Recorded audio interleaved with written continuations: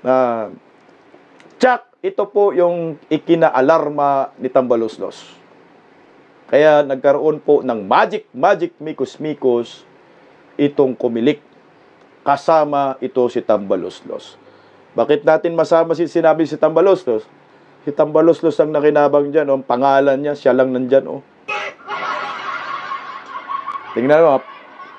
Para sa aking pananaw, kaya gumawa ho ng hindi kaaya-aya itong kampo ni Tambaloslos dahil dito, sa videong ito. Panoorin ho natin mga kababayan ko. Dahil mukhang ito nga ho yung tumama sa pagkatao ni Tambaloslos. Pakinggan po natin mga kabisdak. Alam kong mananalo ka pa ngayon sa Tacloban eh. Palamang hindi na. Sinong gusto sa lahat sa buong Pilipinas ang ibalik ka sa Kongreso? E di lahat ng tao pupunta yan doon sa Tacloban, mangangampanya yan sa kalaban mo. Ayan! Palagay ko yan yung statement na kinakatakutan ni Tambaloslos, kaya nagmikos-mikos siya. Hindi ka na manalo sa Tacloban. Hindi ka na mahal sa Tacloban. Dahil lahat ng mga tao pupunta sa Tacloban at mga ngampanya para sa kalaban mo. Kagaya tayo dito, mga didays, nangangampanya tayo eh. Pabor kay Ma'am Nini Bacali. Talaga ho. Lahat ng galit kay Tambaloslos, kahit hindi taga-Liti, pupunta yan sa Liti, magsunog ng pira yan, at ikakampanya si Ma'am Nini, matalo lang tong Tambaloslos na ito. Yung ginagawa ninyo sa social media. Ito yung isa sa mga sinasabi ni Inday. Yung ginagawa namin, mga political vloggers, na pinagtanggol namin si Ma'am Nini, kahit wala kaming koneksyon sa kanya. Kasi gusto namin matalo si Tambaloslos. Dahil ang bansang ito, ginagago ni Tambaloslos. Sa yung presidente. Lahat ng mga kongresista lumuluhod. Totoo naman. Siya yung amo, siya yung puon eh. Siya yung tumatay yung presidente. Kumakausap ka sa mga military. Hindi ka naman presidente, buang.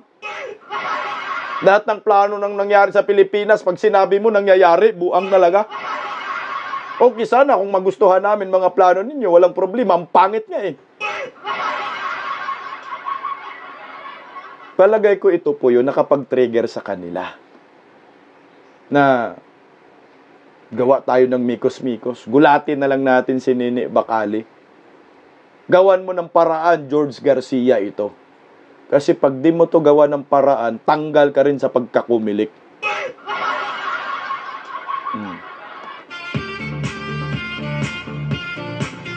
Yan ang nangyayari. Kasi ang mga ngampanya kay Ma'am Nini Bacali ho kasi, mga Pilipino nagalit kay Marcos at kay Tambaloslos. Talagang pupunta ho yan sa Liti. Yan ang tama sinasabi ni Inday Sara. Pupunta yan sa Liti at mga ngampanya sa kalaban mo.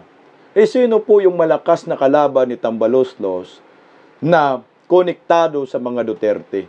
Ma'am Nini Bacali. Itinaas ni Tatay Digong. Itinaas ni Inday Sara. So talagang talo si Tambaloslos dyan. Eh yung history nga lang eh. Yung mga Duterte, yung Tacloban, Yolanda. Mga Duterte tumulong. Eh siyempre pag itinaas ng mga Duterte, si Ma'am Nini Bacali, panigurado. Yung mga taga-Tacloban na marunong tumanaw ng utang na loob, except kay Tambaloslos, walang utang na loob yan, ay buboto talaga kay Ma'am Nini. Kasi buhay man yung pinag-usapan dyan eh. Lalo na yung housing. Nabigyan talaga sila ng housing sa panahon ni Tatay Digong. Diyan sa Liti. Talagang iboboto si Ma'am Nini Bacali. Kahit ubusin ho ni Tambaloslos ang pira, mamili ng boto, hindi pa rin mananalo si Tambaloslos. Marunong na ngayon ang mga taga-Liti. Hindi kagaya noon na pag natakatanggap ng pera, iboboto agad. Ngayon, iba na ho eh. Tatanggapin yung pera ni Tambaloslos, alam naman nila, pera ng bayan yan, pera nila, hindi talaga yan iboboto si Tambaloslos. Kaya ito yung ginawa ho nilang panggagago kay Ma'am Nini. Lalo na ho ito, tinakot ni Inday Sara na mga ngampanya, hindi ka mananalo. Na magulat na lang, wala ho sa listahan ng baluta. Tuloy oh. Kasi magnanakaw ka. Aray ka! Kasi magnanakaw ka. Dambalos-los! Mukhang hindi pa niya napanood to. Maglalaka mo lang, day. Kumain ng pira. Panghimagas niya, bloke ng ginta.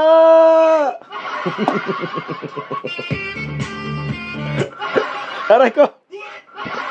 Magnanakaw mo lang. Magnanakaw na magnanakaw, ho.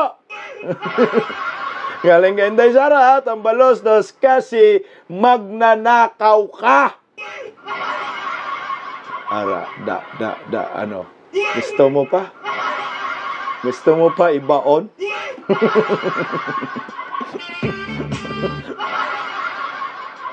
Sige. Tuloy. Oh.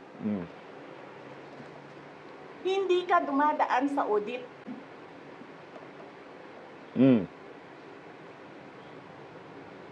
Milyon-milyon, buwan-buwan, certification lang ng congressman. 1 million, 2 million, pirma lang. Alam nyo, bakit alam ko? Kasi may MA din ako. May MA ako sa DepEd, may MA ako sa OVP. Pero sa akin, nire-require ako ng resibo ng COA. Pero alam ko, certification lang ang kailangan. Pero nagko-comply ako.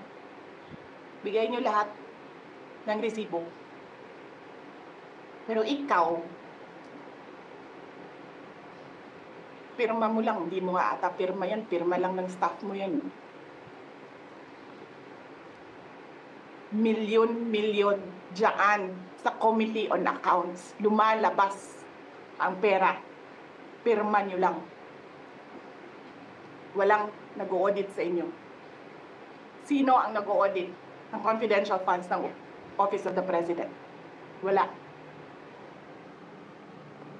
Walang audit yan, day, pero sabi day ni day, sabi ni ko, 100% daw walang korupsyon.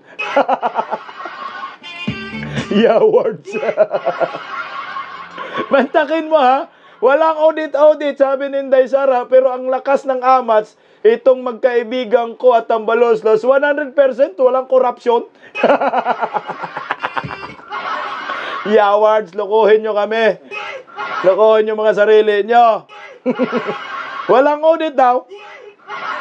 Pero ayon sa kanila, 100% walang korupsyon, pero walang audit, ha? Walang audit. Joel Makabasag, taga-Samar ako, pero ikakampanya ko si Ma'am Nini Bacali. Kampanya natin sa 1st District. Alam ko, kabado na yung itlog ni Tambalos-los dito eh. Lalo siyang mapasama sa ginagawa niya dito. Na tinanggal si Ma'am Nini dyan sa baluta. Samantala, nasa finalist na ho ng pagiging kandidato sa pagka-representative dyan sa 1st District. Lalong walang boboto sa kanya, baka ma-zero pa ito. Tuloy, Inday. Yan ang Pilipinas. Yan ang bagong Pilipinas.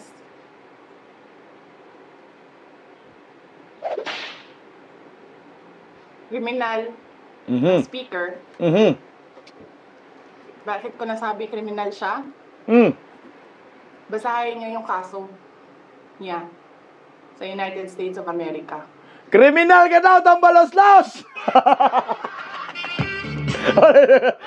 Ulitin natin, ha?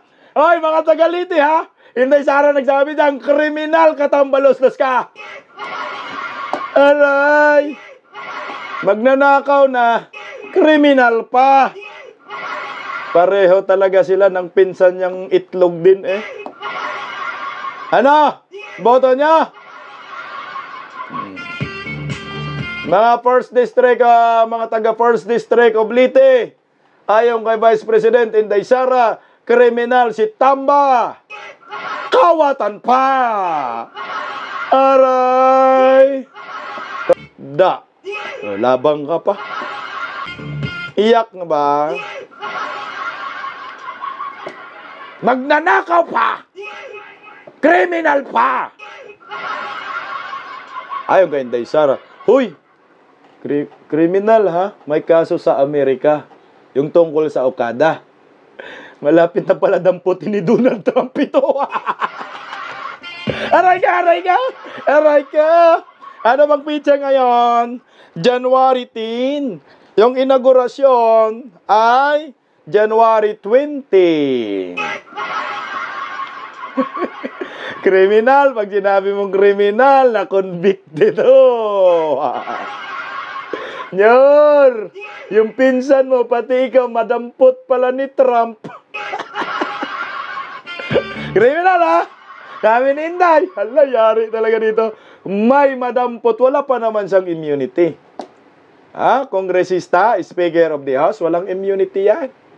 Siguro ngayon, hindi pa dinampot kasi ganon man ni Biden, di ba? O patay kayo diha ngayon.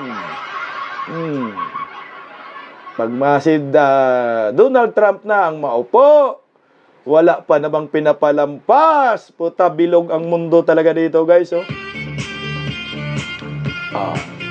Panigurado malagay sa most wanted FBI list si Tamba dito. May kaso man sa Amerika. Kriminal daw. Saan ka tatakas? Yari ka tong baluslos ka. may mahuli pala ito. May mauna pang hulihin ng kano ito. Tingnan mo lang naman talaga ang karma. Kaya si Inday, pag naging presidente yan, talagang walang takas si Tambaluslos dito, guys. Marami na daw yan kayamanan eh. Yawags! Galing mga Inday yan! Sabi, kriminal ka, may kaso ka sa Amerika. Alam natin yung Okada, yung daming pera sa malita. Sana all. Okay. Taloy. Sinungaling, presidente. Sinungaling ang presidente! Singag ba na yan? Kasi presidente din si Tambaluslos, feeling presidente. Lahat na ng katangian nila ng mga demonyo nasa kanila na. Ang tatak demonyo ngayon ng mga buhaya 77 666 Okada Japan. Yung Okada Japan, patay kayo diha. Sige nga. Haloy. Double whammy pa. Hindi lang siya sinungaling. Hindi pa siya marunong maging presidente. Nagpresenta ka na magiging presidente ka. Tapos, hindi ka pala marunong. Bobo nga, Day. Anong gagawin natin?